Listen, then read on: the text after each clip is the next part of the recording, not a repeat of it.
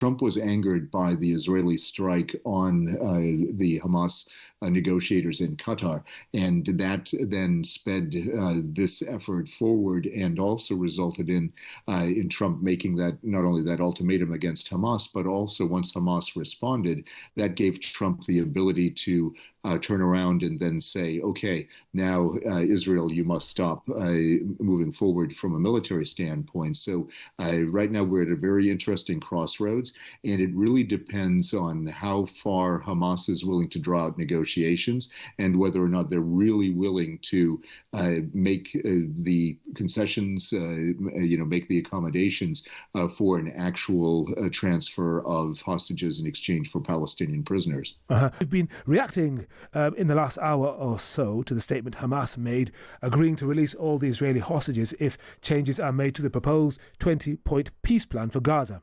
Earlier, I spoke to Fawaz Gerges, Middle East expert and Professor of International Relations at the London School of Economics. I think it's a very smart decision on the part of Hamas. It's a conditional yes, but they have made it very clear. There are many points that need to be clarified. They have kicked the ball down Benjamin Netanyahu's court.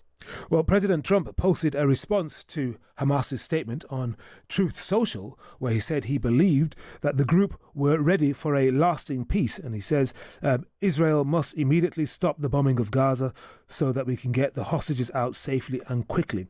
Let's go to Cedric Leighton, former US colonel and member of the Joint Chief of Staff for the Pentagon and CNN's military analyst. Cedric, welcome to the programme.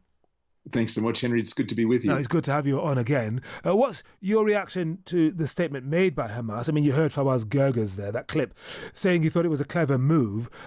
How clever do you think it is? How likely are they to get what they want? More time and a way of clinging on?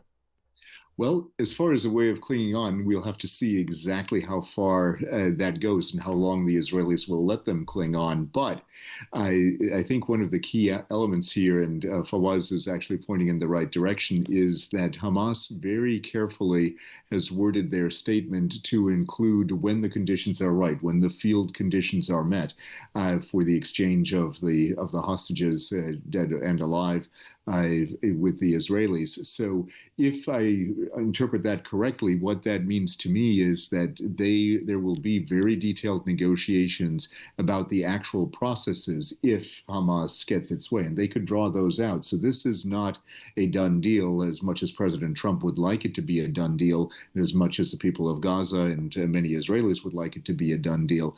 There still remains to be a lot of diplomatic work that has to take place, and it could be the start of something very big, but it is also possible that all of this could end up being a dead end. How much of this is the result of President Trump warning Hamas to agree to these terms or face all hell, from Sunday onwards? I mean, he's already given them an extension to the 3-day deadline. And what do you think the response of Prime Minister Netanyahu's cabinet might be?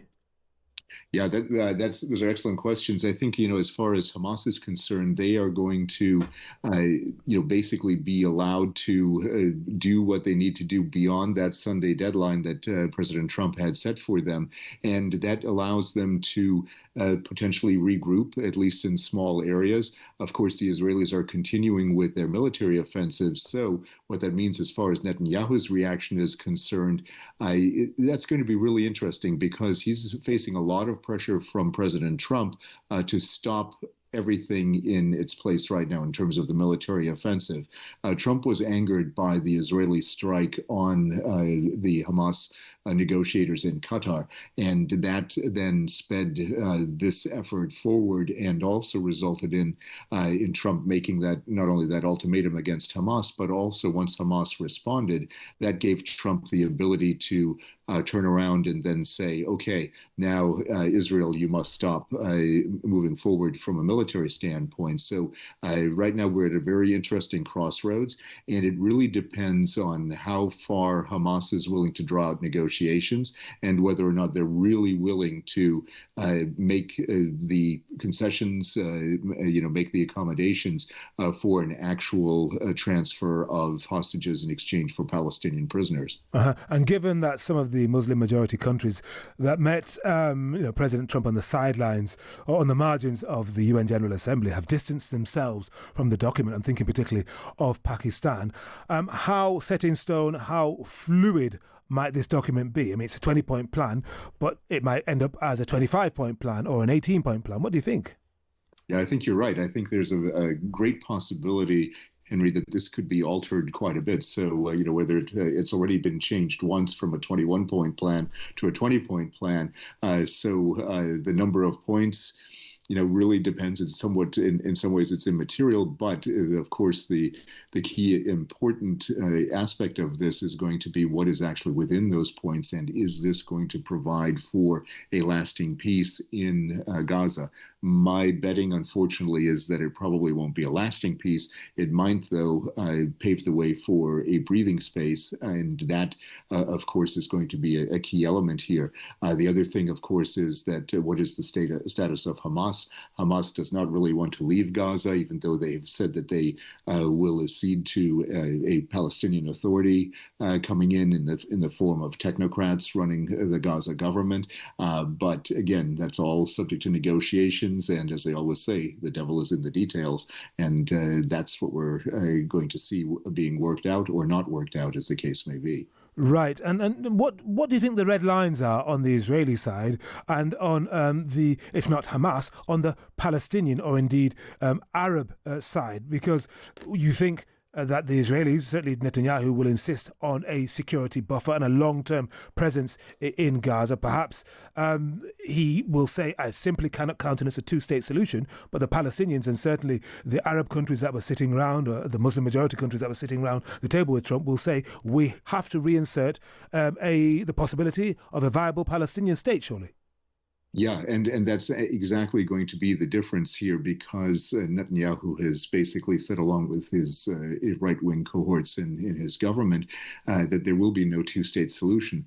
But then the question kind of begs itself: what do you really want as a result of this? Do you want Palestinian entities that are completely stateless, which then breeds further terrorism and further actions like October 2023? Or do you want something that is more lasting? And I think most Israelis would favor the latter, regardless of what the Netanyahu government actually wants. As far as Hamas is concerned, and the Arab side, they definitely want that two-state solution. They want some kind of an effort made toward recognizing the Palestinians as a viable government, or at least having an entity in the Palestinian territories being considered a viable government, a viable state. The action by Great Britain, members of the European Union, Canada, other countries in recognizing Palestine as an actual state, that is also something that's playing in the background here, and it may potentially force the issue and may result in the Israelis having to acquiesce to that kind of international pressure. Of course, it remains to be seen. They're very stubborn people on all sides of this, but the key thing is, I think that the door is now open to some kind of a change in the dynamic, not only in Gaza, but potentially in the entire Middle East. But there's a long way to go before we get to that particular point. Yeah. And Cedric, as you may have heard, we had a terrorist attack in Manchester, right at the heart of the Jewish community there, which killed two people. There's been a huge reaction both here and in Israel, with Prime Minister Netanyahu saying this is the result of being weak in the face of terrorism, and the Foreign Minister saying, Britain, we expect you to do more. What about the picture in the States, where you had a very large number of marches, a lot of activity on student campuses before President Trump came in, and for a while after he came in? But how much has that changed now? And are people still drawing a link between what is happening in Israel, Gaza, and what's going on in the States? Because you have had some murders too. We had two Israelis killed at an embassy in Washington, did we not, in May? Yes, yeah, Henry. They were actually they were at a function. They were affiliated with the Israeli embassy. One of them was an Israeli national, the other one an American. Oh, sorry. She worked for the Israeli embassy, and yes, they were killed in an assassination, in essence, here in Washington D.C. And so yes, there are definitely elements of anti-Semitic behavior here in the United States, and of course the situation in Manchester, was a terrible terrible tragedy, which we've had similar events happen here, like the Tree of Life Yes. synagogue in Pittsburgh.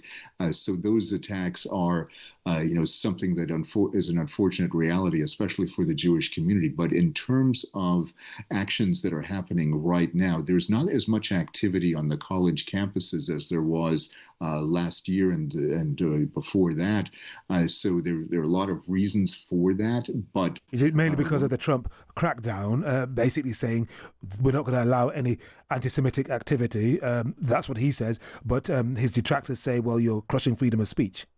Right, exactly. And that is one of the main problems with that from a U.S. constitutional perspective. The freedom of speech is, whether you like the speech or not, is something that's, part of the fabric of the Constitution. But that fabric is definitely being challenged under the Trump administration. And one way in which it is being challenged is by demands that the college campuses not allow major protests of the type that we saw a year or so ago. So that does definitely make a difference, and that could change the dynamic, at least here in the States, when it comes to whether or not there's a pro-Palestinian outcry. But one thing that is certain is that when it comes to popular perceptions in the United States, Israel is seen in a positive light by far fewer people now than was the case just a few years ago. So that's a warning sign for the Israelis to be very careful not to take